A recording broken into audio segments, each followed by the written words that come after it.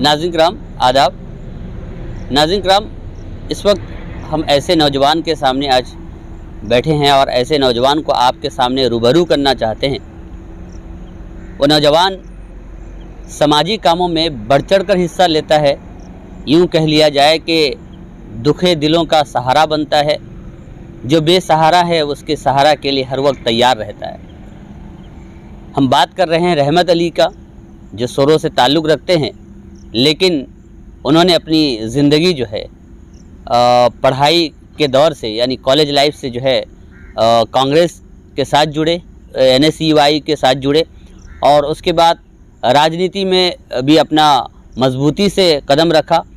और सबसे बड़ी बात, उन्होंने समाजी कामों को चुना और उसको जो है आगे चल के उसी में ही अपना ये कर रहे हैं। और आज उनकी समाजी कामों को देखते हुए उन्हें स्टेट के जानिब से जो मतलब राज्य मतलब रियासती समाज सेवी महासंघ है जो पूरे उड़ीसा में काम करता है, उसके उन्हें स्टेट का वाइस प्रेसिडेंट बनाया गया है। तर्जुमान की तरफ से हम मुबारकबाद पेश करेंगे रहमत भाई को। ये मुबारक हो आपको, क्योंकि आपकी समाजी कामों को देखते हुए, आपके सोशल कामों को देखते हुए जो उड़ीसा का जो है महासंघ है, समाज सेवी का महासंघ है, उसने आपको वाइस प्रेसिडेंट स्टेट के लिए बनाया है, पूरे उड़ीसा के लिए बनाया है। ये बहुत मुबारकबाद, बहुत बड़ी बात है कि बालासोर से आप जाते हैं, ताल्लुक़ रखते हैं। रहमत भाई, हम बात करेंगे क्योंकि ऐसे भी हमारे दर्शक आपको हमारे चैनल के द्वारा हमेशा देखते रहते थे। आप आए दिन हेल्पिंग हैंड्स के एक जो आपका समाजी संगठन है उसके द्वारा जो है आप लोगों को हेल्प पहुंचाते हैं। सबसे पहले हम ये जानना चाहेंगे कि आपकी जो शुरुआत बचपना कैसे रही और कौन सा स्कूल से आपने सबसे पहले पढ़ाई की शुरुआत? अस्सलाम वालेकुम, नमस्ते। हमने तो शुरुआती दिनों में हमारा स्कूल था SN high school, Satyananda high school Soro पे है। उसके बाद वहाँ से पढ़ाई करने के बाद में एडमिशन लिए सोरो UN कॉलेज, जो ऑल ओवर उड़ीसा में जाना जाता है, उपेंद्र नाथ कॉलेज। और कहने को राजनीति जो है ना, UN कॉलेज से ही हम लोग सीख के निकले। वहाँ पे पढ़ाई के साथ साथ राजनीति में बहुत अच्छा फैसिलिटी है। उसके दरमियान धीरे धीरे आगे बढ़ते चले गए, कुछ स्कोप मिला। स्कोप मिलते ही हमारे जो हेल्पिंग हैंड है, ये शुरुआत किए थे हम लोग यहीं पे सोरो से 4 जन दोस्त हम लोग थे। एक थे रमेश चंद्र प्रधान, एक थे बालेश्वर के शेख निज़ाम, एक थे साकिर SK और हम लोग क्या किए ना, बैठे थे ऐसे ही, सोचे कि एक स्टार्ट करें एक ग्रुप जिसकी वजह से लोगों का मदद किया जा सके। पहले हम लोग तो फेसबुक से स्टार्ट किए थे, उसके बाद में 4 जन से शुरू किए थे। देखते धीरे धीरे हमारे मेंबर करीबन 50 तक पहुंच गए 1 साल के अंदर। उसके दरमियान हम लोग को बहुत सारी बातें सुनने को मिली, लोगों की तरफ से बहुत सारे ताना सुनने को मिला। फिर भी हम लोग पीछे नहीं हटे। फिर हमारे ग्रुप में एक मसीहा बनकर रहे राजेश महापात्र पप्पू भाई, और एक है बुरहान अहमद पप्पू भाई। दोनों हम लोग के सर पे हाथ रखे, जिसकी वजह से हमारा ग्रुप धीरे धीरे आगे बढ़ता चला गया। शुरुआती दिनों में हम लोग ब्लड देना हो या फिर कोई गरीब की मदद, जैसे किसी बेटी का शादीगर हो या फिर कुछ बीमारी हो, उनके इलाज के लिए कुछ आर्थिक सहायता की ज़रूरत हो, वो दिया करते थे। उसके बाद में हम लोग देखे कि NS साइड में बहुत ज़्यादा एक्सीडेंट होता रहता है। फिर हम लोग ये बात हमारे जो ग्रुप के चेयरमैन है राजेश कुमार महापात्र पप्पू भाई को सुनाए, तो उन्होंने उनके तरफ से एक एम्बुलेंस हम लोग को डोनेट कर दिया। माशाल्लाह 1 साल हुआ है हम लोग का एम्बुलेंस लाने को, लेकिन 1 साल के अंदर करीबन हम लोग ने 200+ लोगों को उठा के अस्पताल लेके गए हैं। अननोन जो लोग रहते हैं, जिनका कोई नहीं रहता है, उनका डेड बॉडी, करीबन 10 लोगों का डेड बॉडी का शव सत्कार किए हैं हम लोग। ये तो बहुत बड़ी बात आप बता रहे हैं कि आप जो हेल्पिंग हैंड्स जो संगठन कायम किस तरह के, आप तुमने तमाम बताया, लेकिन हमने आपका जो चेहरा देखा था, हमारे तर्जुमान के दर्शक जो देखे थे, आप एक कांग्रेसी यूथ लीडर की तरह जो है आप जाने जाते थे और ज़बरदस्त तरीके से आप चाहे किसी भी मुद्दा पे हो आप आवाज़ उठाते थे या फिर बढ़ चढ़ कर कांग्रेस के हर प्रोग्राम में हिस्सा लेते थे। लोग आपको कांग्रेसी नेता जानते थे। लेकिन इस वक्त आपका जो एक अलग जो छवि बन गया है, अलग से आप अपना एक परिचय सृष्टि किए हैं, वो है समाज सेवी के तौर पे, यानी सामाजिक कारकुन के तहत जो है आप अपना पहचान बनाए। जिस तरह आपने कहा कि हेल्पिंग हैंड्स जो आपने शुरुआत किया, वो भी हमारे नाज़रीन आप देख सकते हैं। नाज़रीन, इस वक्त हम आपको स्क्रीन में दिखा रहे हैं कि किस तरह ये रहमत भाई हैं, उनके जो है एम्बुलेंस में लोगों को उठाना, उनको जो है हॉस्पिटल पहुंचाना, यहाँ तक कि जो लाश जो मतलब समझ लीजिए उसकी कोई पहचान नहीं मिलती है, उस लाश को अंतिम संस्कार करने तक भी जो है रहमत भाई लोग पीछे आते नहीं, बल्कि उसको भी जो है अंतिम संस्कार के लिए भी अपने हाथ बढ़ाते हैं। तो रहमत भाई, ये तमाम काम के लिए तो तर्जुमान के जानिब से मुबारकबाद, बहुत बड़ा काम करते हैं। लेकिन आगे चल के और क्या क्या प्लानिंग हेल्पिंग हैंड्स की तरफ से? एक ही हम लोग का एक ही मोटो है, एक ही लक्ष्य है, आगे चल के ज़्यादा से ज़्यादा हो सके लोगों के पास हम लोग को पहुंचना है। जो भी गरीब हो या फिर उनका कोई नहीं अस्पताल आते हैं, अननोन डेड बॉडी हो, हर किसी को हमारी तरफ से जितना हो सके हम लोग मदद देंगे। यहाँ तक कि हम लोग और भी एक बात कहना आपको भूल गया, जो गरीब लोग अस्पताल आते हैं, यहाँ तक कि हम लोग का अस्पताल में पॉपलेट भी लगा हुआ है। गरीबों असहाय लोगों को मागना एम्बुलेंस सेवा फ्री में सर्विस देंगे। जब तक ये सांस चलेगी, जब तक हम जिंदा रहेंगे, तब तक हमारे तरफ से पूरा कोशिश रहेगा गरीबों लोगों का मदद करना। और बहुत बड़ी बात रहमत भाई कह रहे हैं। नाज़रीन, जैसा कि आप जानते हैं कि इस वक्त देश का माहौल किस तरह बिगड़ा हुआ, लेकिन अगर हम इस रहमत अली जैसे नौजवानों को देखते हैं या फिर उनकी जो कामों को देखते हैं, तो हमें ये कहने से मतलब गुरेज नहीं करना चाहिए कि हिंदू मुस्लिम सिख ईसाई आपस में हैं हम भाई भाई, भाई को हो भाई प्यारा, ऐसा होगा चलन हमारा। ये मिसाल जो है रहमत अली भाई पेश कर रहे हैं और बालासोर के शोरों से। रहमत भाई, आप तो हेल्पिंग हैंड्स के द्वारा जो है आपने जिस तरह आपने कहा कि हॉस्पिटल तक जो है पहुंचाते हैं, बहुत सारा काम करते हैं। इस वक्त जो अहम जो नाज़रीन को बताना हम चाहते हैं कि आपको जो है मतलब रियासती समाज सेवी महासंघ के द्वारा जो आपको वाइस प्रेसिडेंट चुना गया, कैसा हुआ? आपको उन लोगों ने कैसे इसमें ज्वाइन किया? क्योंकि ये जो संगठन है, ये बहुत पुराना संगठन है और बहुत पॉपुलर संगठन है, उसमें आपको वाइस प्रेसिडेंट बनाया गया, कैसे चुना गया और कितना खुश आप महसूस करते हैं? खुश तो मैं बहुत हूँ, शुक्रिया करना चाहूँगा मेरे अब्बू अम्मी का, उनकी दुआओं की वजह से मैं आज आगे बढ़ा हूँ। दूसरे में हमारे जो दो पप्पू भाई हैं, वो लोग का हमेशा हाथ हमारे सर पे रहता है। उसके बाद में हम लोग के जो दोस्त हैं, रमेश चंद्र प्रधान, साकिर और निज़ाम, हमारे जो हैं लियाकत भाई, ये सब हम लोग को हर चीज़ में सपोर्ट किए हैं।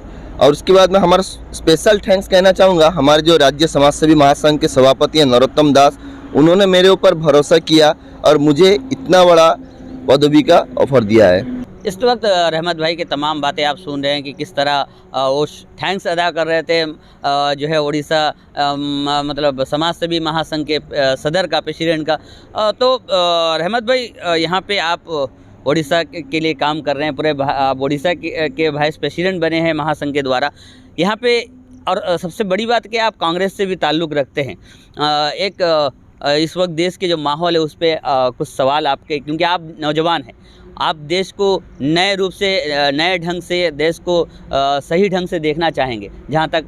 तो ये मेरा एक सवाल है कि इस वक्त जो देश का माहौल बन गया है, चाहे वो कुछ कमीने लोगों की कमीना सोच को लेकर, नीचे सोच को लेकर जो माहौल बन गया, जिस तरह अभी फ़िलहाल उदयपुर का जो घटना है, तो ये तमाम घटनाओं के बारे में आपका क्या राय है? किस तरह आप इसको मजम्मत करेंगे ऐसे घटनाओं को? क्या कोई भी मज़हब, कोई भी धर्म क्या मतलब नफ़रत को बढ़ावा देता है?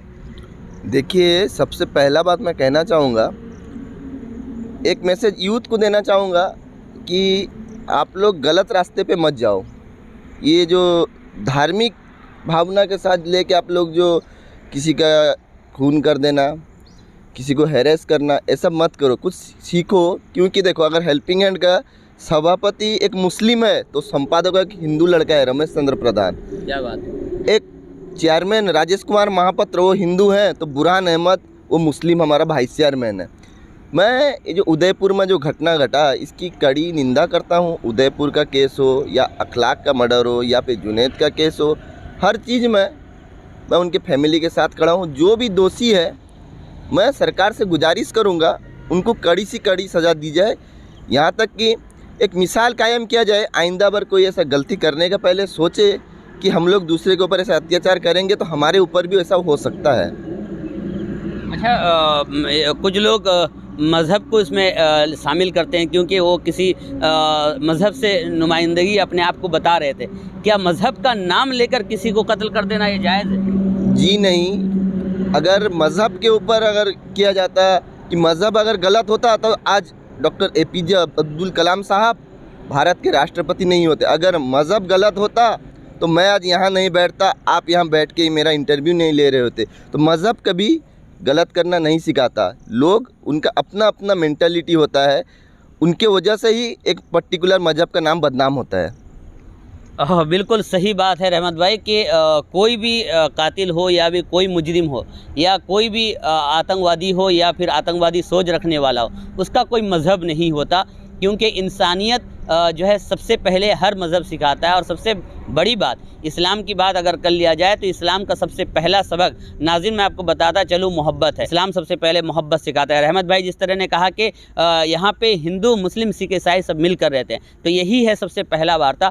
और आखिर में रहमत भाई से और एक बार मैं तर्जुमान की तरफ से बधाई दूंगा, क्योंकि उन्हें स्टेट मतलब स्टेट जो है समाज से भी मतलब रियासती समाज से भी महासंघ के द्वारा जो है वाइस प्रेसिडेंट चुना गया है। इसके लिए मुबारकबाद। और आप ऐसे भी काम अच्छा करते हैं, आगे चल के और भी अच्छा करेंगे। उम्मीद है कि लास्ट में एक मैसेज बालेश्वर के तमाम लोगों को, नौजवानों को, आखिरी मैसेज। बालेश्वर के तमाम नौजवानों को मेरे तरफ से अस्सलाम वालेकुम, नमस्कार।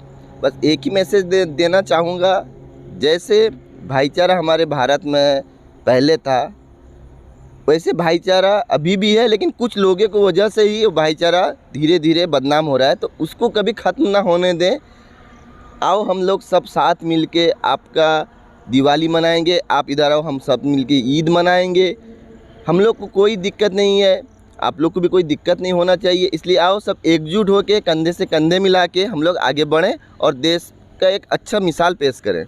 बहुत बड़ी बात रहमत भाई बता रहे थे कि हम सब मिलकर रहें, एक दूसरे का त्यौहार खुशी के साथ मनाएं, और होना भी चाहिए। इसी तरह देश का एक अलग से छवि बनेगा। और नाज़रीन, रहमत अली भाई की जो प्यारी प्यारी बातें आपको कैसे लगी ज़रूर बताइएगा। और उनका काम वो बड़ा करते हैं, तो उनकी तमाम तर जो है आपको काम कैसा लगा ज़रूर बताइएगा। इसी के साथ अजीम बालेश्वरी, अपना तर्जुमान, बालासोर, उड़ीसा।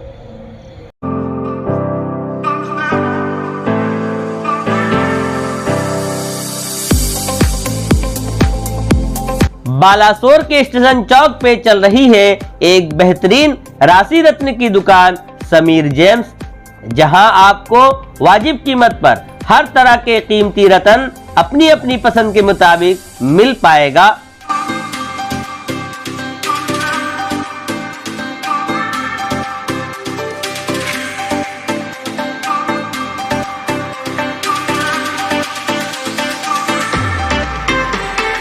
मेरा नाम मोहम्मद समीर, स्टेशन स्क्वायर के पास हमारा दुकान है समीर जेम्स। यहाँ पर ऑल टाइप ऑफ वैरायटी का स्टोन अवेलेबल है। पत्थर के शौकीनों से कहना चाहता हूँ कि एक बार ज़रूर समीर जेम्स आए और यहाँ से पत्थर लेके जाए। तो फिर देर किस बात की, आज ही विजिट करें समीर जेम्स, स्टेशन चौक, बालासोर। Mobile number 9437264128 9861391586।